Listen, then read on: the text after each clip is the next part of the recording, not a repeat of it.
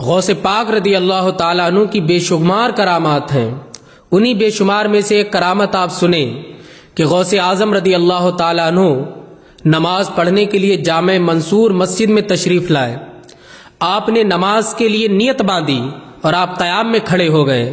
اتنے میں ایک سانپ آیا اور غوث پاک رضی اللہ تعالیٰ عنہ کی سجدے کی جگہ پر بیٹھ گیا، لیکن غوث اعظم نہیں ہٹے. کیوں؟ آپ اللہ کے ولی ہیں، اور جو اللہ کا ولی ہوتا ہے اسے دنیاوی کسی چیز کا خوف نہیں ہوتا. آپ نماز پڑھتے رہے، سانپ بھی بیٹھا رہا. آپ نے رکوع کیا اور رکوع کرنے کے بعد آپ سجدے میں گئے تو سانپ ہٹ گیا. غوث اعظم رضی اللہ تعالیٰ عنہ قعدے میں بیٹھے. اب وہ سانپ کیا کرتا ہے؟ جب آپ اتحیات میں بیٹھے تو سانپ آپ کے زانو سے ہو کر کے سینے کے رہا، آپ کے کاندھے پر سوار ہو گیا. مگر غوث پاک رضی اللہ تعالیٰ عنہ نے نماز کو نہیں توڑا. آپ نماز پڑھتے رہے. آپ نے سلام پھیرا اور جیسے ہی غوث پاک نے سلام پھیرا تو سانپ غائب ہو گیا. آپ سمجھ گئے یہ کوئی جن تھا جو مجھے برگلانے کے لیے آیا. چونکہ آپ اللہ کے ولی ہیں، آپ کو تو خوف ہی نہیں ہے اور آپ جانتے بھی ہیں یہ کون تھا. غوث پاک رضی اللہ تعالیٰ عنہ تطمئین دل سے نماز پڑھتے رہے اور نماز پڑھ کے آپ تشریف لے گئے.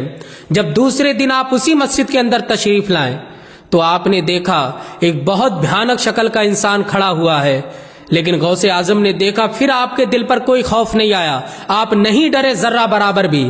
تو وہ آ کر کے اصلی صورت میں آ گیا اور بولا کہ حضور غوث اعظم، میں نے آپ جیسا ولی نہیں دیکھا.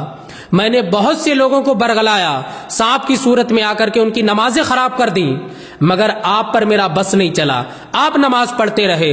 آپ یقیناً اللہ کے ولی ہیں، آپ اللہ کے دوست ہیں. غوث اعظم رضی اللہ تعالیٰ عنہ چونکہ اللہ کے ولی ہیں، کوئی خوف نہیں تھا. پھر وہ آپ کے پاس آیا، بولا حضور آپ مجھے اپنے دستے حق پر آپ مسلمان فرما دیجئے. سبحان اللہ.